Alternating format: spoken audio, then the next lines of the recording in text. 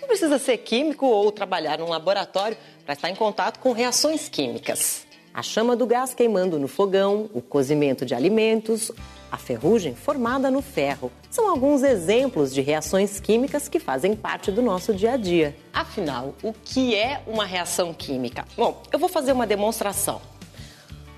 Uma reação química acontece quando uma substância chamada reagente entra em contato com outra substância também reagente, formando novas substâncias, o produto.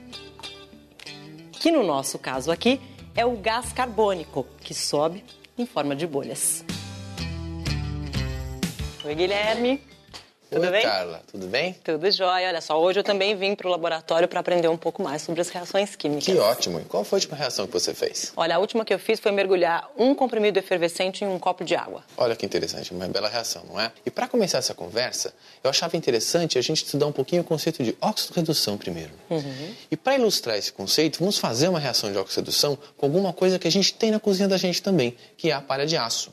E o que nós vamos fazer é acelerar essa reação com um pouquinho de calor na forma de fogo, promovendo uma combustão. Vamos lá. Olha só que interessante. A reação acontece rápida. Também vemos aqui liberação de calor, de luz, o que são evidências de reações químicas. E o aspecto da palha de aço modifica bastante, não é? Olha só. Indicando também a formação de uma nova substância. E vamos comparar esses dois materiais. O reagente, que é o ferro da palha de aço, e o produto que tem aqui, que é o óxido de ferro, resultante da oxidação da palha de aço. E é explorando essas reações químicas de oxirredução, esse fluxo de elétrons, que nós podemos produzir energia elétrica através, então, desses reatores químicos muito especiais que são chamados de pilhas. Dentro das pilhas acontecem reações de óxido-redução. Uma pilha é um reator onde os reagentes oxidante e redutor estão em compartimentos separados. E aí temos vários tipos de pilhas, com vários formatos diferentes, mas essencialmente a ideia é a mesma. Aproveitar uma reação de oxirredução, fazê-la ocorrer em compartimentos separados e uni-los eletricamente por um circuito externo. E fazer com que então, o fluxo de elétrons corra por esse circuito externo e faça o processo acontecer. Quando a pilha está descarregada, acabada, é porque os reagentes, a reação química já ocorreu quase que completamente ali. O tamanho da pilha diz o quanto tempo a pilha vai durar. Eu tenho mais reagentes para a reação acontecer. E a voltagem da pilha depende do tipo ou da reação de oxirredução que eu escolho para fazer a pilha. Então vamos fazer uma pilha? Vamos embora. Nós vamos usar como oxidante sulfato de cobre, que contém os íons cobre 2+.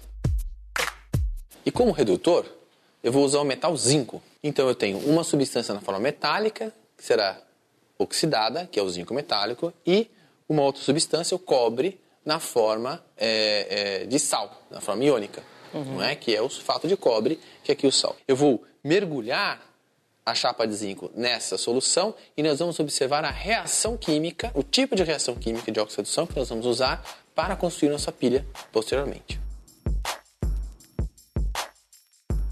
Parece que alguma coisa se formou na superfície do zinco que tem esse aspecto vermelho.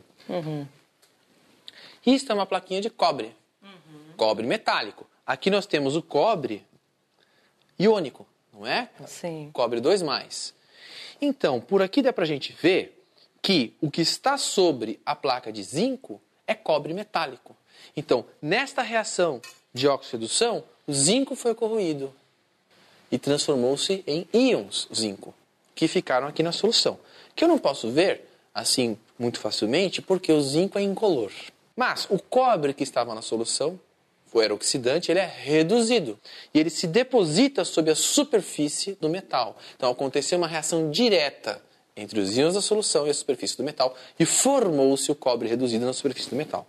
O cobre metálico não é exatamente igual à barra, porque ele é formado aqui na forma de um pó muito fino, mas dá pra gente ver que é cobre metálico. Então a reação química é zinco, cujo símbolo é Zn, não é?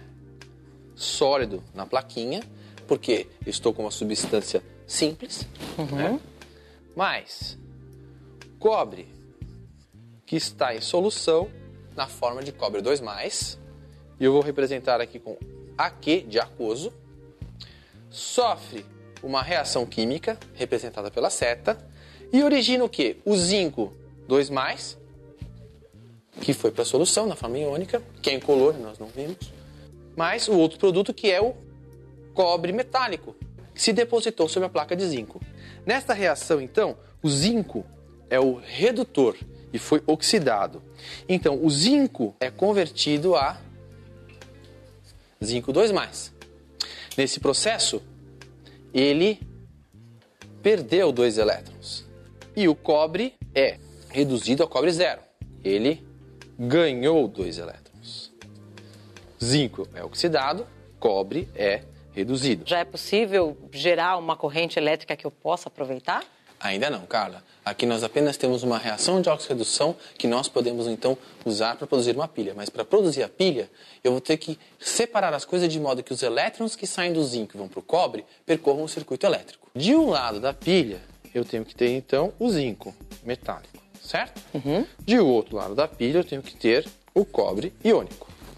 A coisa tem que acontecer de tal forma que isso aconteça em 2 compartimentos.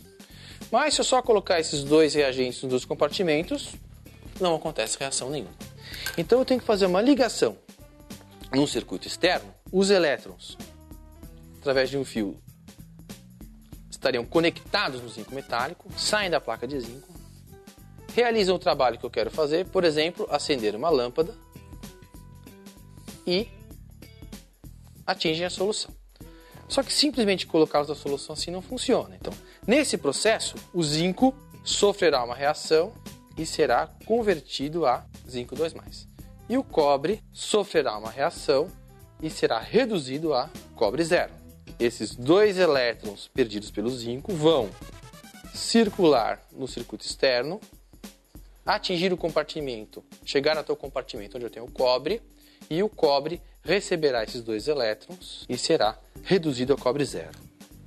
Numa pilha, ou seja, quando o sentido está acontecendo, quando eu estou usando a pilha, estou aqui com o polo negativo na região de onde originam os elétrons, no redutor, e o polo positivo no destino dos elétrons, que é o oxidante. Né? Quando eu uso a pilha, os elétrons saem do polo negativo e vão até o polo positivo. Então a reação de oxidação do redutor está acontecendo dentro da pilha e está mandando elétrons direto para o polo positivo, onde tem um outro compartimento onde está acontecendo a reação química de redução do oxidante. Então, embora as coisas estejam acontecendo em compartimentos separados, o processo global é um processo só. Quem foi que pensou a primeira vez em fazer uma pilha? Considera-se que a primeira pilha foi construída pelo cientista italiano, um físico chamado Alessandro Volta. E teve a ideia, então, de construir uma sequência de pequenos reatores empilhados um sobre o outro, que é conhecido como a pilha de Volta. Então ele fez uma pilha de vários metais, não é? Na verdade é uma repetição dos mesmos metais. E intercalados com um material poroso, onde ele colocava uma solução ácida ou uma solução salina. E esses fios, então, conectam as extremidades dessa pilha, não é? Nos polos positivo e negativo, e conectando-se outros dispositivos aqui nesta pilha, então, era possível, então, aproveitar essa energia elétrica.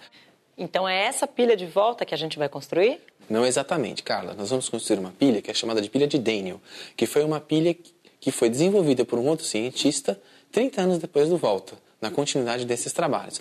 Então, aqui eu tenho uma solução, essa solução incolor é uma solução de sulfato de zinco. Esta solução azul é a mesma solução que nós trabalhamos antes, é uma solução de sulfato de cobre. Na solução de sulfato de cobre, eu vou colocar uma placa de cobre metálico. Na solução de sulfato de zinco, eu vou colocar uma placa de zinco metálico. E essa mangueirinha, o que é? Essa mangueirinha chama-se ponte salina. Lembra que na pilha de volta tinha um material poroso, com solução de íons, com solução salina? Lembro. Aqui nesse caso, nós substituímos o material poroso por uma mangueira curva contendo uma solução de sal. A transferência de elétrons aqui vai acontecer por um circuito externo. Mas no caso desse circuito externo, pode ser qualquer aparelho elétrico que use essa corrente elétrica. No caso, nós vamos medir já quantos volts nós estamos obtendo aqui com um instrumento de medida chamado multímetro. Isso é um multímetro. E nós poderemos acompanhar a voltagem da pilha. Veja só, no momento em que eu conectar o multímetro nas placas metálicas, os elétrons poderão fluir do zinco para o cobre e então produzir corrente elétrica e vamos ver qual a voltagem que está associada a essa pilha. Eu esperava obter com essa pilha cerca de 1 volt. A voltagem que se obtém numa pilha depende da reação de óxido-redução que eu estou realizando aqui. Portanto, é uma coisa que está associada com a natureza da reação. Nós dizemos que isso é a diferença de potencial elétrico entre os dois eletrodos, entre os dois compartimentos. Quanto maior a diferença de potencial, maior a tendência da reação química que nós estamos usando a acontecer. Então, agora, fazendo uma representação esquemática dessa pilha, no polo negativo, que é onde é a barra de zinco, então os elétrons saem, percorrem o circuito externo e chegam até a barra de cobre, que é o polo positivo. No lado da barra de zinco, a barra de zinco é então oxidada, ela é consumida. Então, aqui, o zinco metálico passa para a solução na forma de sal de zinco, zinco 2+. E no lado do cobre, cada vez que isso acontece aqui, um íon cobre 2+, a solução, é incorporado à barra de cobre. Com o passar do tempo, a barra de zinco será corroída e íons cobre serão incorporados à barra de cobre. Se nós pudéssemos pesar, veríamos que a barra de zinco fica mais leve e a barra de cobre mais pesada com o passar do tempo. E só mais uma coisinha, Carla.